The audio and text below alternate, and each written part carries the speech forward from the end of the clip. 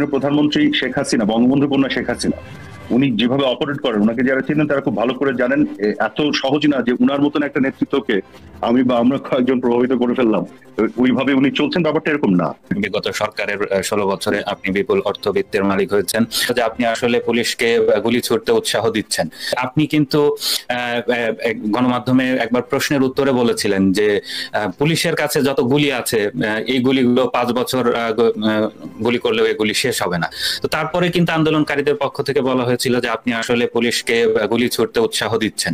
তো আসলে এই প্রসঙ্গটা কি বলবেন আপনি? প্রশ্নটা ছিল আমার কাছে সেই সময় যে পুলিশের কাছে রাবার বুলেট শেষ হয়ে যাচ্ছে বিভিন্ন জায়গায়, তো শেষ কেন হয়ে যাচ্ছে, আপনাদের কাছে রাবার বুলেট নাই, এরকম একটি প্রশ্ন ছিল।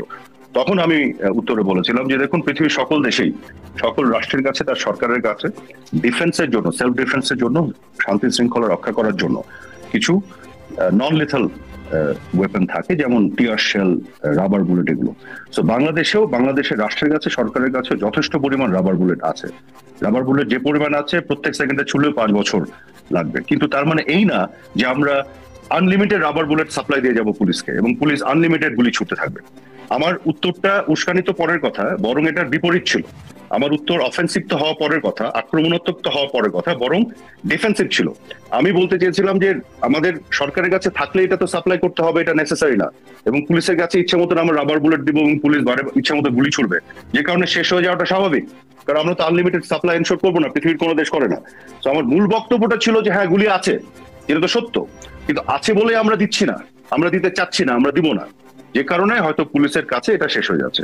তো আমার মূল বক্তব্য বাকি অংশটুকু কেটে দিয়ে শুধুমাত্র ওই অংশটুকু বারেবার গণমাধ্যমে প্রচার করা হয়েছে, অ্যাজ ইফ আমি বলেছি আক্রমণাত্মক ভঙ্গিতে যে এতগুলি আছে যে প্রত্যেক সেকেন্ডে ছুড়লেও 5 বছর লাগবে। কিন্তু তার আগে তো এটাও বলেছি, বা তারপরে এই কথাগুলো তো আমি বলেছি যে কিন্তু পুলিশকে, এর মানে এই না যে আমরা পুলিশকে গুলি দিতে থাকবো এবং পুলিশ গুলি ছুটতে থাকবে। আমরা নিজেরাই আমাদের পলিসির অংশ হিসেবে পুলিশকে গুলি দেওয়া হচ্ছে না, যে কারণে গুলি শেষ হয়ে যাচ্ছে। তো আমার বক্তব্যটা এখন পরিষ্কার হয়েছে আমি কি বলেছি আর এটাকে কিভাবে বিকৃতভাবে উপস্থাপন করা হয়েছে, খণ্ডিতভাবে উপস্থাপন করে। তো আমার কথা হলো কি, যে কেউ যদি কোনো ভুল বক্তব্য দেয়, অন্যায় বক্তব্য দেয়, সেগুলো নিয়ে সত্যের মাপকাঠিতে দাঁড়িয়ে বিচার বিশ্লেষণ হওয়া উচিত। শুধুমাত্র রাজনৈতিকভাবে আমি কাউকে বিরোধিতা করি এই জন্য তার বক্তব্যকে বিকৃত করে উপস্থাপন করে মিথ্যার বেড়াজালে আমরা এক ধরনের ন্যারেটিভ তৈরি করবো সমাজে, এটা কিন্তু খুবই দুঃখজনক এবং এগুলো কারোর জন্য মঙ্গলজনক হয় না। এই যে 5 আগস্ট আওয়ামী লীগ সরকার পতনের পর বিভিন্ন গণমাধ্যমে এসেছে, তারা সংবাদ পরিবেশন করেছে আপনি অনেক বিগত সরকারের 16 বছরে আপনি বিপুল অর্থবিত্তের মালিক হয়েছেন। বর্তমানে ওয়াশিংটনে যিনি প্রেস মিনিস্টার আছেন গোলাম মুর্তজা, তিনি কিন্তু একটি ভিডিওতে দাবি করেছেন যে আপনি যে ফাউন্ডেশন, সুচিন্তা ফাউন্ডেশনের চেয়ারম্যান, সেই ফাউন্ডেশনের মাধ্যমে 40 কোটি টাকা সরকারের কাছ থেকে নিয়েছেন, যেটি দৃশ্যমান, মানে যেটি দেখা যাচ্ছে, মানে গোলাম মুর্তজার ভাষ্য অনুযায়ী তিনি সেটা দেখতে পাচ্ছেন, এবং অদৃশ্য মানে দেখার বাইরেও আরো শত শত কোটি টাকা সরকারের কাছ থেকে নিয়েছেন। কি বলবেন এই অভিযোগের বিষয়ে? এগুলো নিয়ে আসলে কিছু বলার নাই। হ্যাঁ, কি আর বলবো বলেন, কথা হলো মানুষ যখন এভাবে ডাহা মিথ্যা কথা বলে, নির্লজ্জের মতন, কিছু বলার থাকে না। সুচিন্তা ফাউন্ডেশন কখনোই সরকারের সাথে কোনো কাজ করেনি, কাজে যেখানে আমরা কোনো কাজই করিনি সেখানে সরকারের কাছ থেকে কাজের বিনিময়ে বিভিন্ন দায় দেখিয়ে টাকা নেওয়ার তো কোনো প্রশ্নই আসে না, নাম্বার 1।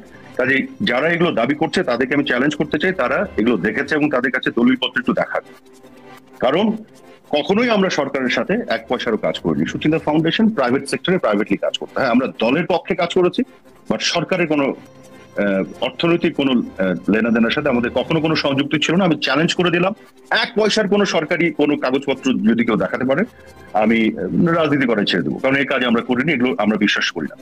আবার অদৃশ্য যেগুলো যারা দাবি করছে তারাও দেখেনি, কিন্তু শত শত কোটি টাকা, তাহলে তো 1000 কোটি টাকা বললে আরো ভালো। আপনি স্বপ্নে যখন খাবেন, ডাল ভাত কেন খাবেন? আপনি কোরমা খান, কারণ আপনার কাছে প্রমাণ নাই, কিছু নাই, এটা ভিজিবল না, অদৃশ্য, দৃশ্যমান না, অথচ আপনি বলে দিচ্ছেন। কাজে এইসব প্রোপাগ্যান্ডিস্ট, অপপ্রচারকারী আছে সমাজে, বিভিন্ন সাংবাদিকতার বাতাবরণে এরা চলে, কিন্তু এরা আসলে বিভিন্ন গোষ্ঠীর পক্ষে ব্রোকারি করে এবং রাজনৈতিকভাবে প্রতিপক্ষকে হেয় প্রতিপন্ন করার জন্য এসব মিথ্যাচার করে। বাংলাদেশের মানুষের কাছে আমার একটাই দাবি থাকবে, সেটি হলো যে বাংলাদেশে যদি সততার সাথে কেউ রাজনীতি করতে হয়, তাহলে যারা সততার সাথে রাজনীতি করবে তাদের নামে মিথ্যা অপবাদ দিবেন না, সঠিক তথ্য প্রমাণের ভিত্তিতে কথা বলবেন এবং সেই সঠিক তথ্যকে গ্রহণ করবেন। আমি 2020 সাল পর্যন্ত বাংলাদেশে ভাড়া বাসায় থেকেছি, আমার কোনো প্রপার্টি নাই বাংলাদেশে, বিদেশে, পৃথিবীর কোথাও। একটা অ্যাপার্টমেন্ট যেটা আছে সেটা আমার নামে, অ্যাপার্টমেন্ট একটা আছে, 2020 সালে কোভিড এর সময় সেই অ্যাপার্টমেন্টটা কেনা হয়েছিল গুলশানে, যেটাতে আমি থাকতাম, এবং তারও বিপরীতে আমার লোন আছে, যে লোন আমি প্রত্যেক মাসে শোধ করতাম। এর বাইরে সরকারি কোনো প্লট, কোনো অন্য কোনো জমি জমা, এগুলো কোনো কিছুই আমার নাই। এগুলো যদি থাকে দেখা, আমি চ্যালেঞ্জ করে দিলাম। এখন তো গভর্নমেন্টে আমাদের প্রতিপক্ষ আছে, শুধু প্রতিপক্ষ না, আমাদের ব্যাপার প্রচন্ড হস্টাইল, তারা একটু বের করে দলিল সহ দালিলিক প্রমাণ সহ দেখা। তো সরকারি ভাবে আমার যে অবস্থান, ধরেন আমি এমপি ছিলাম, দুবার মন্ত্রী হয়েছি এই টার্ম, লাস্ট টার্মে এসে, তার আগেও তো আমার একটা দলের সাথে এবং সরকারের বিভিন্ন উচ্চ পর্যায়ে অবস্থান ছিল, কিন্তু আমি কখনো এগুলোকে রাজনৈতিক আদর্শিক ভাবে আমার কাজকর্মের বাইরে অর্থনৈতিক ভাবে লাভবান হওয়ার জন্য কাজ করিনি। তাহলে তো আমার অনেক কিছু থাকতো, কিছু দেখাতে পারবেন না, কারণ কিছু নাই। আর যারা এইভাবে গায়েবী ভাবে বানিয়ে বানিয়ে মিথ্যাচার অপপ্রচার করা খুবই দুঃখজনক। প্রভাব ছিল, এবং এই যে 5 আগস্টে মানে জুলাই যে আন্দোলন, সেই আন্দোলন সামাল দেওয়ার জন্য আপনি সহ আরো একজন মন্ত্রীকে দায়িত্ব দিয়েছিলেন, কিন্তু আপনারা এই আন্দোলনটাকে সামাল দেওয়ার জন্য আসলে সঠিকভাবে পারেননি এবং ব্যর্থ হয়েছেন। তো এই প্রসঙ্গটা যে আসলে এই আন্দোলন সামাল দেওয়ার ক্ষেত্রে আপনাদের প্রতি আসলে কতটুকু সরকারের উচ্চ পর্যায় থেকে দায়িত্ব দেওয়া হয়েছিল, আর আপনারা কেন ব্যর্থ হলেন? দেখুন, এখানে এটা তো সত্যি কথা যে আমাদের তো 5ই আগস্টে যে ঘটনা ঘটেছে এবং পরবর্তীতে, সেখানে তো আমাদের কিছু ব্যর্থতা অবশ্যই আছে, এটা স্বীকার করতে হবে, এ ব্যাপারে তো কোনো সন্দেহ নাই, এবং আমি আমারও মনে করি ব্যর্থতা আছে, কাজে এই ব্যাপারে আমি অস্বীকার করি না। কিন্তু আমাদের নিয়ত কখনো খারাপ ছিল না। আমাদের কখনো ইচ্ছা এবং নিয়তটা যেটা ছিল সবসময় আওয়ামী লীগের সরকার এবং বাংলাদেশের মঙ্গলের পক্ষে আমরা কাজ করেছি।